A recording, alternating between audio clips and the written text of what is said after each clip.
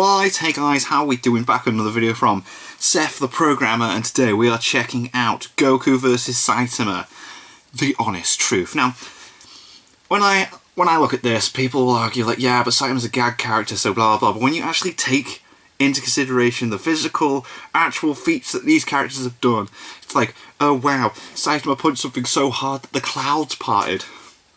Goku punched Boros' fist that hard it shook the universe. It's like, Goku has got this in my head, but let's see where Seth goes with this, shall we? Because it's an interesting topic. Imagine that you just finished reading the original Dragon Ball manga and watched Goku grow up from some naive kid in the jungle who didn't even know what a girl was, to fighting a god-slaying demon with the whole universe cheering for him near the end. Hell yeah. And then going to raise its reincarnation, named Oog, as the strongest person in the whole universe, looking for more. However, many years or chapters it took afterwards, you then begin your next read-through of a new series. You go in expecting another journey of growth like many shonen you've seen already, but this time, instead of starting from the bottom, this character is already at the top.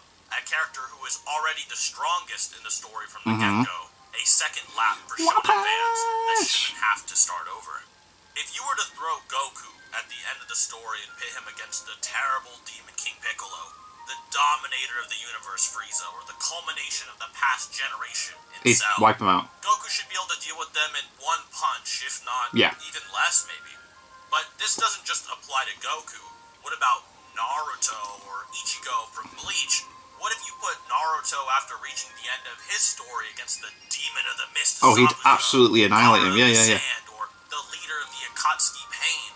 Surely it would still be no contest. Same applies to Bleach or really almost any battle shonen out there. Hell yes. This concept is one's vision of Saitama in One Punch Man, a protagonist that starts at the end game, but still has to live through the story with how it would affect him and others. Yeah. If Goku was in the same position as Saitama is, he would more than likely be very, very bored.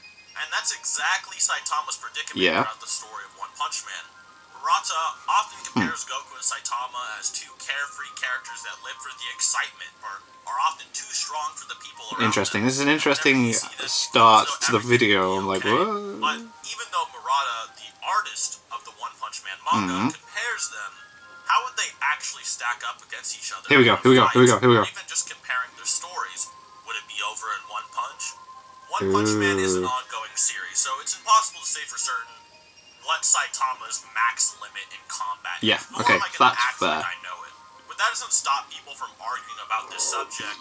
If someone put a questionable device to my head and forced me to answer, or else, this is what I would say. Right, okay. Whether it be potential King Piccolo jokes or possible Attack on Titan references, Saitama has one-shotted many creatures in the story, regardless of whether or not they can destroy entire cities or mountains with no effort, and no matter what heroes these monsters defeated beforehand or struggled with, Saitama almost and not purposely seems to undermine everyone else. Comes in and just bam, done.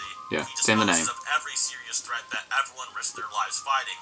Although to Saitama's credit, he does take a blow on purpose during the Deep Sea King fight by acting like he only won because every other hero before him weakened it. Yeah. Even the dominator of the universe, who can either blow off the surface of the planet or destroy entire stars, depending on what guidebooks and translations you use, yada yada, gets one-tapped by a serious punch from Saitama. Serious punch. Even when this same being Boros could launch Saitama to the moon at probably around light speed with a single kick.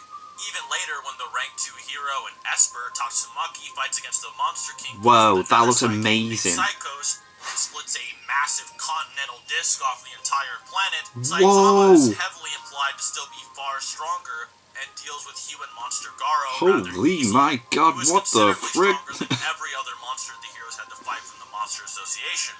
This is due to it being implied that Tatsumaki needs to be at full condition. Although we're doing this, we're doing everything that Saitama's done, and then it's like, right, Goku can do transformed monster Garo, blah blah. However, the unfortunate reality of this is that Saitama's feats still don't really compare to Goku's. No. I'm not saying Goku wins just because he has better feats. Okay. But we need to get this feat part out of the way, obviously. In terms of feats, I think even the craziest of One Punch Man fans would agree Goku has more to offer. Yeah. It's just the natural progression of the stories. Goku has had much more power progression and clipping, Whereas Saitama, despite being at his endgame power, does not need to use this endgame power against earlier villains. That's true, I guess, right? Give him that. Goku has more to showcase. And not only has Goku had more time to do so, but Goku has even gone beyond just his endgame version in terms of feats, and even got a blatant continuation to his story in Dragon Ball Super. Yeah, the manga continuation, yeah. 4 feats on top of that. So it's pretty obviously in Goku's favor here, and not very fair to say. Now, not to say Dragon Ball Super continues after the end of Z, because obviously the end of Z is a time skip, but just in terms of being able to display more feats after his series was over. Goku similarly has had to fight beings who could vaporize entire They can destroy cities, planets. outscale Yeah. people who could one-tap the moon, beings who could point or wave away entire planets, creatures that could obliterate solar systems, and even gods who could punch away the universe. There you go. by They accident. literally just shook everything with a punch. Goku has had to dive past a universal body in the anime in quick succession, surpass the gods of destruction who could leap from the universe to outside of it almost instantaneously, and play with planets like ping pong, or even considering traveling the universe in a couple of minutes rather slow. In one instance, an assistant of one of these gods goes to fetch said god food 3 minutes away in another star system, and after getting impatient, That's the god some speed. there instantly within a minute. At least it's implied so. In Ultra Instinct, Goku's newest form, he easily reaches these levels, if not arguably beyond it, due to surpassing all of these gods of destruction. So cool. Being above the gods. Not to say these gods of destruction couldn't have gotten stronger since then, but at the time since said feats were described, he is stronger than them. With Goku in just his Super Saiyan form against Beerus having a punch that contained power to destroy the entire universe, as described by the narrator numerous times, and only being hundreds to thousands of times stronger now with multiple transformations. That's stacked, man. That is so up there now. Goku has this feat category a bit on lock, although, as I said earlier, Saitama is in the early stages of his story and might show something crazy later on. This is just what we know at the moment.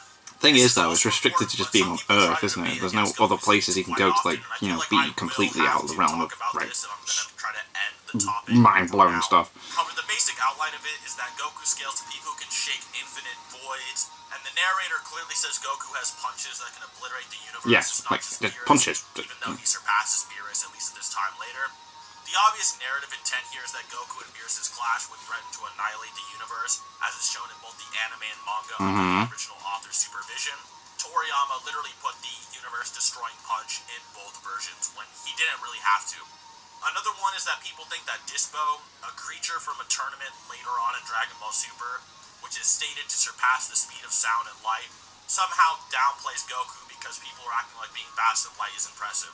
However, not only does the statement simply say Dispo surpassed the speed of light, not the speed of light, he's just beyond it, but even if you steelman that and said Dispo, a fast character later in the series, was only the speed of light, this character struggles with characters much weaker and slower than Goku, that Goku himself surpasses many times over and would simply outscale Saitama even with that low ball. I outlined more of this scaling in my How Strong Is good video, good video. Which you can watch here. Even with the concept of, say, God in the One Punch Man universe, or if you wanked it and said he was the universe itself and Saitama would one-shot it, it still wouldn't really compare to Goku currently. No, the next mad part that, isn't it? People try to get into Saitama having no limits. However, if you've seen Dragon Ball, you know Goku doesn't really have limits. No, he's always breaking his limits. They always mention his limit breakers. Goku breaks his body's limits numerous Yeah, times. a lot. He doesn't break them one time. He breaks them numerous times. And in One Punch Man, breaking your limits doesn't make you omnipotent. We know Garo broke his limits and still could get a lot stronger, and Saitama still dealt with him with no problem. Boros with Meteoric Burst breaks his body's limits, and Saitama broke his body's limits, and there's still gaps between them. It doesn't make you omnipotent to have no limits in One Punch Man. So it's not really an argument. You guys get the point regardless.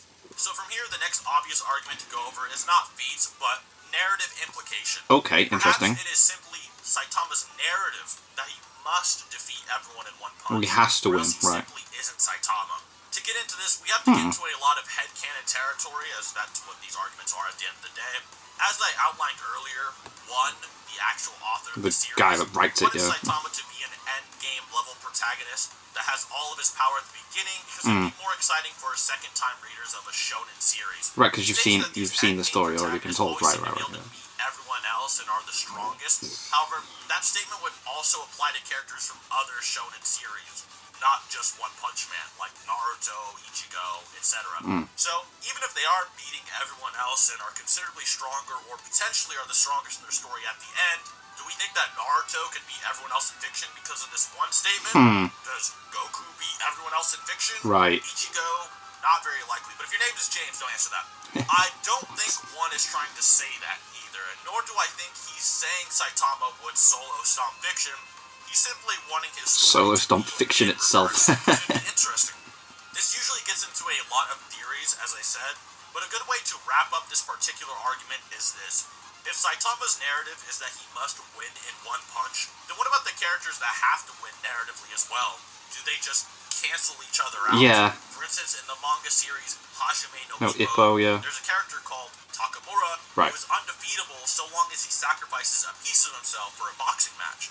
Would this mean that if Saitama, even he, went all out against Takamura in a boxing match, he would lose so long as Takamura sacrificed a piece of himself? Interesting. What about characters who always win due to luck, like Master Chief? Oh, mate. Are these narratives superseded by the idea that Saitama has fought super strong giant monsters and Takamura hasn't? If feats are what matters, then why even bring up this narrative against Goku or other shonen characters then? Interesting, The same would simply apply. Not only this, but Saitama doesn't really one-shot every villain anyway. Like, it's implied he might be able to with the serious punch, but say, for instance, the Monster King Orochi, he says, oh, I don't have to take it easy on you because you're an actual monster.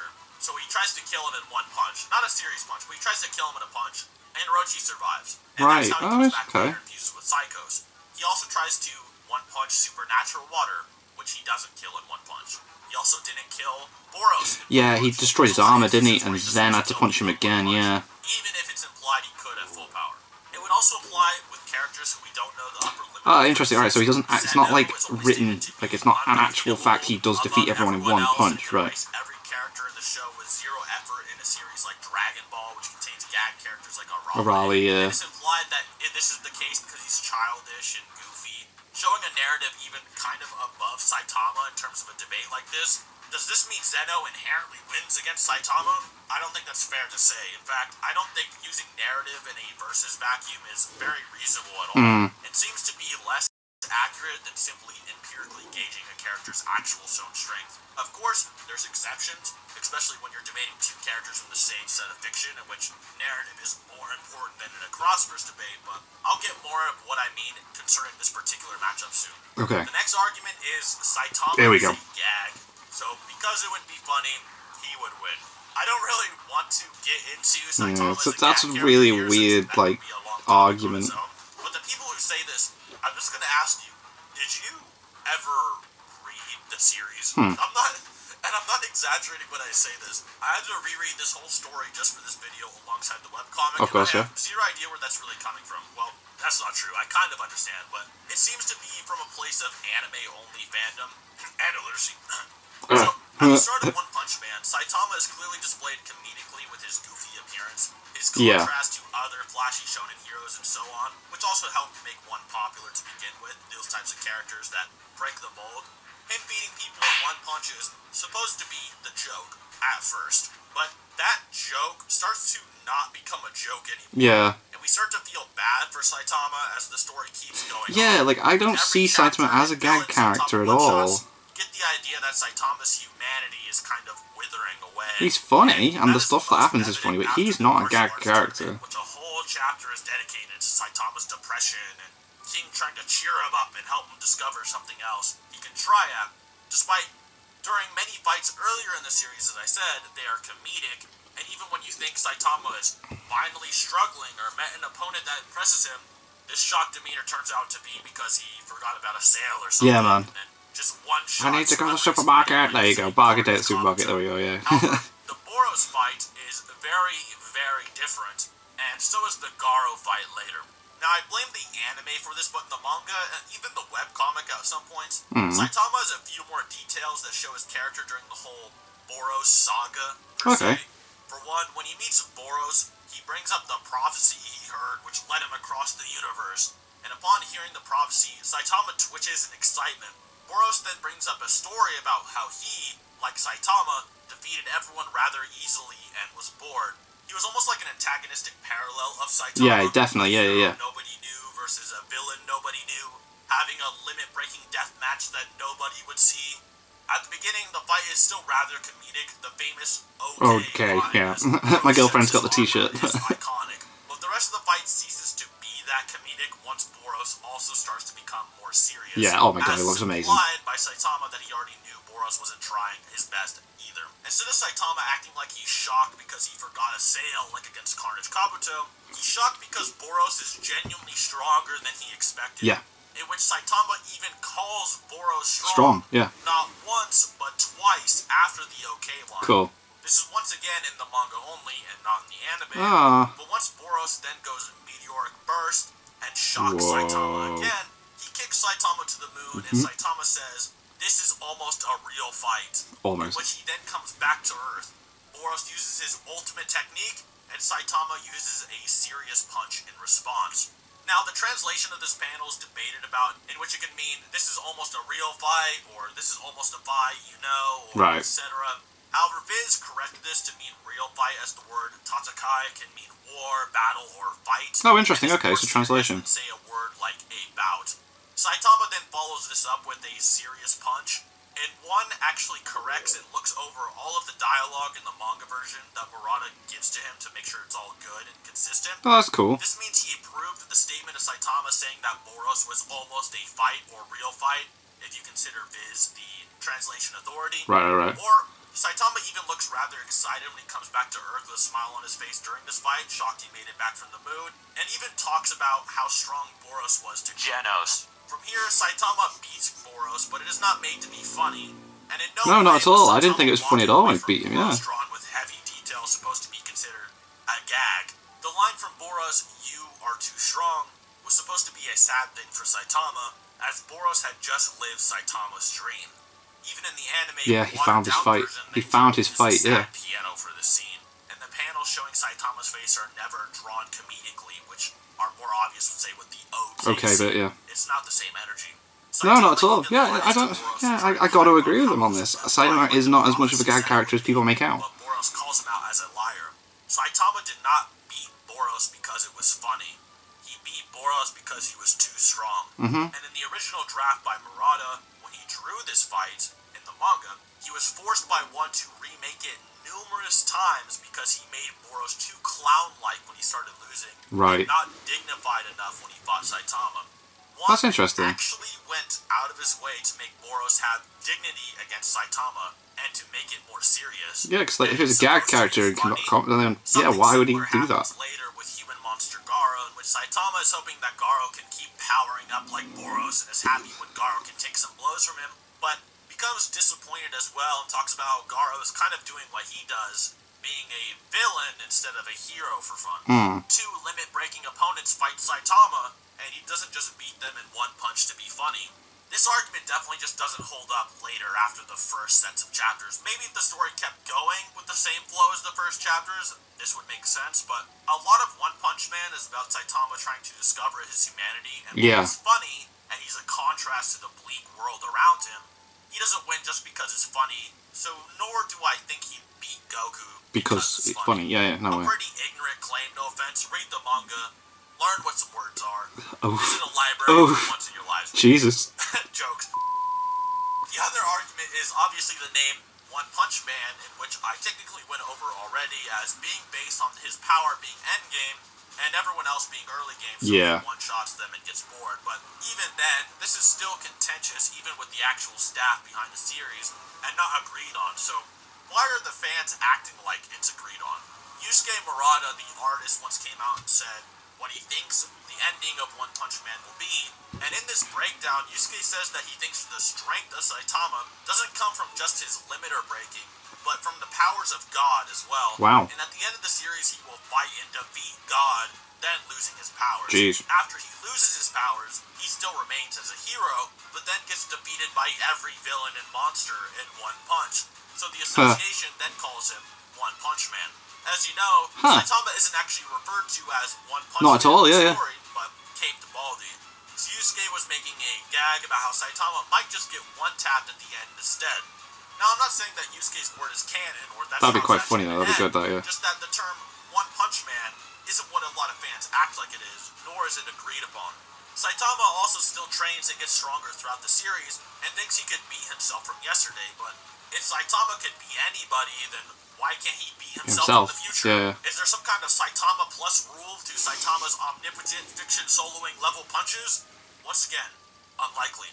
Also, did you guys seriously forget that he trained to get his powers, or not? He didn't just come out of nowhere. Illiterate, but maybe blind. But even in the battle with Boros, with the almost a real fight statement I brought up earlier, or almost a fight statement, if Boros was strong enough to, say, vaporize a star using the One Punch Man compass, which most people think is mistranslated or he can't actually do, and that's enough to almost be a fight or real fight to Saitama, how would Saitama, who's beyond spatial dimensions and can obliterate almost anybody in fiction, someone who could kill Boros by simply existing in the same multiverse, at all think Boros was remotely competent or almost fight-like?